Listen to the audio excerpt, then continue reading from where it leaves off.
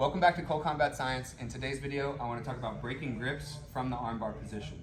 So I'm going to show you two different grip breaks, but before I go into those, I just want to go over the general concepts of what you're looking for in breaking grips to finish armbars. So if my elbow is deep to his elbow and he's got his hands connected, doesn't really matter how hard I pull this way, I'm never going to bring his hand up to my chest. So what I'm looking to get is a wrist to wrist connection and then a wrist to chest. If I can get his wrist on my wrist and his wrist to my chest, then I'm going to be able to break that grip. Now for the finish itself, wrist to wrist is great for breaking grips, but it's hard to finish. So I'm going to switch my hand to the thumb where I can twist his wrist and make sure that I'm keeping the arm straight, and then stack my hands one over the other at the thumb line. Okay? So for our first grip break, I'm going to keep my top arm, the one near his head, elbow deep. I'm going to slide my wrist up to his wrist, and I'm going to S-grip my hands. Once I get the S-grip, I'm going to bring my bottom elbow in front of his forearm, and I'm going to now push my right elbow down as I'm lifting my left wrist, and that's going to help break his grip and put a lot of torque on his forearm. Now to finish, I'm going to lean my head towards his legs.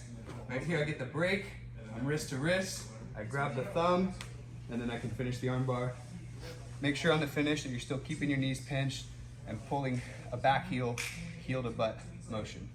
Now, for another option, they may take more of like a figure four grip. So from here, what I want to do is I want to reach my hand and follow his palm and try to get to his thumb line. So I have one elbow deep, elbow to elbow. I'm following his hand, I get to his thumb line. Now I can take my foot up, push his arm, make some space, and then I'm going to point my toes in and snake my foot behind my top knee. Now, same thing as last time, I'm going to drop my head towards his legs.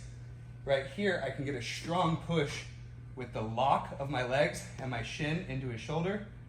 Continue to pull the hand away from the body, hand over hand, finishing here. Okay? So, in general, to finish arm bars, you're looking for a wrist to wrist connection and a wrist to chest. And then there's gonna be a bunch of different ways to break grips using your hands and your feet. But the most common thing is getting to the thumb line at the end of an arm bar, and that's where you're gonna keep the thumb from rotating, which is gonna allow the bend in the elbow. So thank you so much for watching. If you like this kind of content, please subscribe and comment down below what kind of videos you wanna see next.